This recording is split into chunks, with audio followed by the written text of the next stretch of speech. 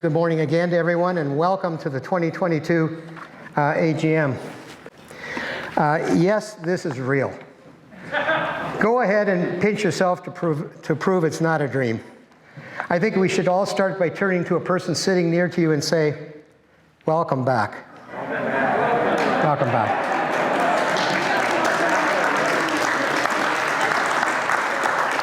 A few housekeeping announcements. Playhouse regulations for masking are that the audience, while inside the theater, must wear masks in respect of Playhouse rules and other members. If you have not brought one with you, raise your hand now and one of our volunteers will give you one. Everyone good? Speakers while on stage are allowed to remove their masks so to be heard. We've been asked by the Playhouse management that we vacate the theater by 11:30, so let the AGM begin.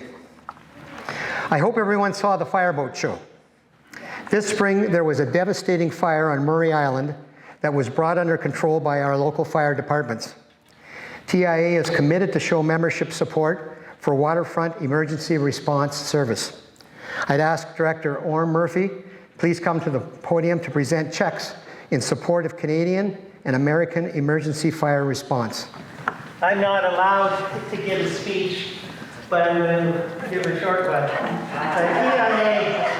TIA has a long and proud history of supporting the emergency response services along the river. And as the longest standing director, I can go back and tell you give you all kinds of examples of what we've done over the years. But this is something that has had a bit of a lapse, and the board was keen to support our emergency responders. So I happen to have, as Johnny Carson would say, I happen to have a check here for the Township of Leeds and Lansdowne, Mike, and for the Clayton Fire Department to assist them with purchasing some new equipment for the fireboats.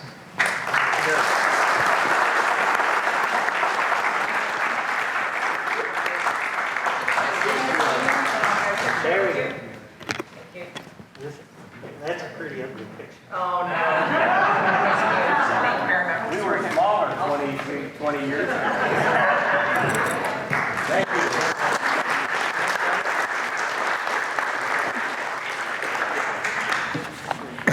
Thank you, gentlemen. Thank you, Orm. Results of the online voting on TIA business motions. In early July, the membership all received a voter's kit addressing the formal annual business matters of TIA. The closing date for voting was July the 19th. This was done to facilitate documentation and reporting and to save time from presentations today. 43 members completed the online survey. Our bylaws require a quorum of 25, and this has been satisfied. Here are the results. The motions to approve the 2021 AGM minutes, the 2021 financial statements, the firm MNP LLP of Kingston as TIA's 2022 professional accountants, and to elect the board proposed slate of directors for the 2022-2023 term were all approved and opposed by none. All motions are carried. Next. Introduction of the board of directors. Currently, we have a board of 10 directors that are volunteers working together and promoting TIA's mission for the benefit of the river community. I'd like to take a moment to recognize each director and thank them for devoting their time and energy to TIA.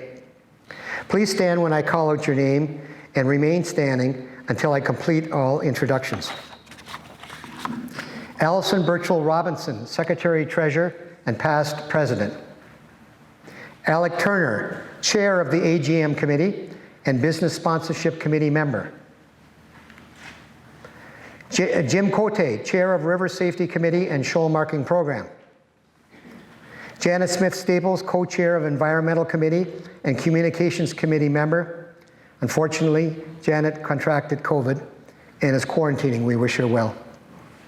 Anna Cowan, Environmental and Communications Committee member. Ken White, Co-Chair of Water Levels Committee. Orm Murphy, General Legal Counsel. Chris Edwards, HR Legal Counsel and Business Sponsorship Committee member. Vince Barton, co-chair of the Water Levels Committee, Communications Committee member, and our go-to IT guy. And back to me, your current president. I ask the membership to show a sign of appreciation to this volunteer board for their dedication and good work.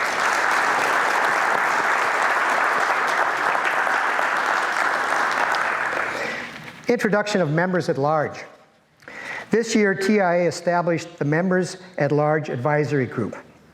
Its purpose is to engage the general membership in non-board roles to assist the organization in fulfilling its mission and to take active participation in supporting TIA committee programs. An expanded explanation and the appointment criteria can be found on the TIA website under Who We Are. I'd like to take a moment to recognize our current members at large and thank them as well for devoting their time and energy to TIA. If you are here today, please stand when I call out your name for our membership to see you. Stuart Arnett, Environmental Committee Co-Chair. Dave McWilliam, Environmental Awareness and Water Levels. Megan Coleman, Environmental Awareness. Ross Stewart, Water Levels. Barry, a.k.a. Huck K., Shoal Marking and Environmental Awareness. And Mark Yaley, Shoal Marking. I ask the membership to show a sign of appreciation to this volunteer group as well.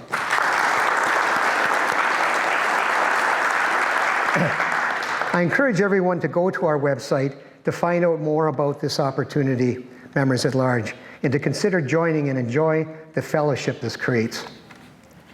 TIA funding updates. In prior times, membership and donations were the majority source of funding for TIA, occasionally the odd grant and bequest. The organization found it could not remain sustainable without expanding its base of funding. Today, we rely on three main sources of funding. Here's a very short update. Membership and donations. Membership represents about 40% of our annual operating revenue. Donations are critical and represents another 20% for a combined total of 60%. Membership remains down about 25% from years ago, but is starting to recover. We have an annual givings appeal in November for donations, and we have received encouraging support from our lifetime and general membership. Thank you. Please note that both annual membership fees and donations receive online tax receipts for both our Canadian and American contributors. Business sponsors. This now represents 40% of our annual operating revenue. The Business Sponsorship Committee is comprised of Chris Edwards, Dave Redmond, Alec Turner, and Peter Fitton, with the added support from past director Troy Donovan. Thank you, team, for connecting with our local businesses who have shown tremendous support for 2022. All of our Admiral and Captain sponsors are highlighted on the TIA website with hyperlinks and on our social media. The names of our Admiral sponsors have been displayed as you entered the theater on our screen, and there's a display board showing the names located outside the theater doors as you exit. We invite and encourage our membership to show all these businesses your appreciation and to shop and buy local with them. This is our river community, and we need to support one another. I ask the membership to show a strong sign of appreciation to this support from our local business community.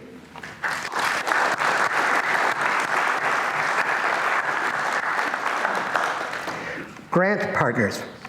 This funding fluctuates and is dedicated to support specific programs in TIA grant applications. This year we received 4 significant grants. The Great Lakes Foundation. This is an international organization founded in 1934, not unlike TIA. And their foundation is dedicated to preserving the richness of wilderness cruising in the Great Lakes. The Great Lakes Foundation awarded TIA with a grant of $10,600 US for year 2 in support of TIA's program of replacing the balance of targeted aging marker inventory. Thank you to the Great Lakes Foundation.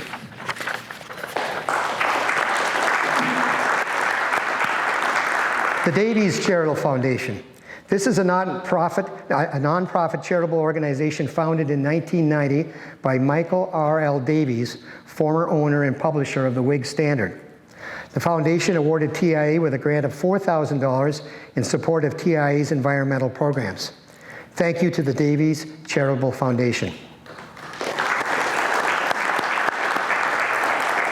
Township of Leeds and the Thousand Islands.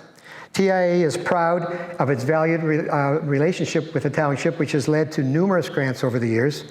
This year, the township awarded TIA with a grant of $8,500 in support of replacing worn-out shoal markers and for building shoal marker displays that inform the public of TIA's contribution to river safety. Thank you to the township for your grants that responds to TIA's essential service for the safety of the river community. ECO Canada. ECO stands for Environmental Careers Organization of Canada and is a not-for-profit organization dedicated to creating programs that benefit the Canadian environmental sector. ECO Canada accepted TIA's application for partial wage funding in the amount of $5,000 to onboard our summer environmental program coordinator, Jana Moore, who you will meet later in the program. Thank you, ECO Canada, for supporting TIA's environmental mission pillar. And finally, bequests. This year, TIA had the privilege of receiving donations in memory of John Taylor and in memory of Tom Connor. They will be dearly missed by their families and friends. TIA is honored with this recognition from these past members who loved the river community and who believed in the mission and the good work of TIA. We will miss you, John and Tom. That concludes my updates on funding. One more item of business to announce, which due to time constraints does not allow for open discussion this morning. Here we go. Cataraqui Conservation, known as CRCA, has initiated a 5-year review and update to its regulatory guidelines document. As part of this process, CRCA has posted policy document proposed changes and a comment form on its website and requested input from the public and stakeholders during a consultation period from July 4th to July 29th.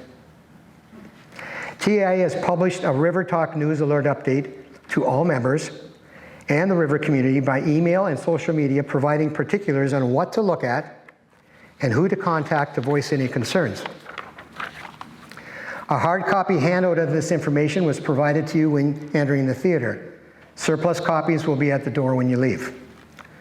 Members of the community are questioning why CRCA is becoming involved in riverfront property rights and details going beyond the CRCA flood and erosion control mandate, and why the poorly communicated and hurried request for public input. People are asking, could it possibly have anything to do with wanting to conclude this before the upcoming municipal fall election? Yesterday, I connected with Michael Dakin, CRCA's Supervisor for Development Review. We had a high-level conversation on the concerns that TIA has raised in its recent River Talk News Alert update. We agreed there is a need for a public hearing beyond their online public input form with a July 29th deadline. And he advised me CRCA is now planning for this meeting in late August. He further advised there would be one meeting and then a second opportunity for public input following that meeting. I recommend you read and digest the information and respond to the CRCA on their website input form, assisted by what we have provided you. Don't panic, the public response is just starting, but you need to be part of the response to CRCA and local politicians. Lastly, the CRCA jurisdiction territory is shaped like a triangle. It starts west at Napanee, goes east to Brockville, north to Westport, and south to the St. Lawrence River and the Thousand Islands. Mr. Dakin does not see meeting with a group from the Thousand Islands separate from its other territory area stakeholders as part of the process. If there's any time after the speaker Q&A, perhaps we can take some questions on this very recent development, but thank you for your understanding. So now I'd like to move on to the prize draws. Would Director Alec Turner come forward to assist? We have two categories of environmental related prizes. First are two comprehensive books courtesy of Robert Alvo, conservation biologist and author of Being a Bird in North America. We did, the winners were based on a random computer-generated draw. So the first is a comprehensive book by Robert Alvo. He's a conservation biologist and author of Being a Bird in North America. And we have two winners of this book. I'm not sure if there people are in attendance. And the winners are April Vulich. Not sure if I have the pronunciation right. She did buy a breakfast. I'm not sure if she's here. And she is a Canadian voter. And Carolyn Code from the Admiralty Group. And it said she's not attending, but she did join as a member. So those are two winners. We'll see that they get their prizes. Thank you, Robert Alvo, for your support in providing those books. The second is the grand prize, a Thousand Island sunfish print courtesy of Stuart Arnett, wildlife conservation artist and co-chair of the TIA Environmental Committee. Isn't that a beautiful print? It's a signed print as well. And the winner is, I'll try not to get the names right.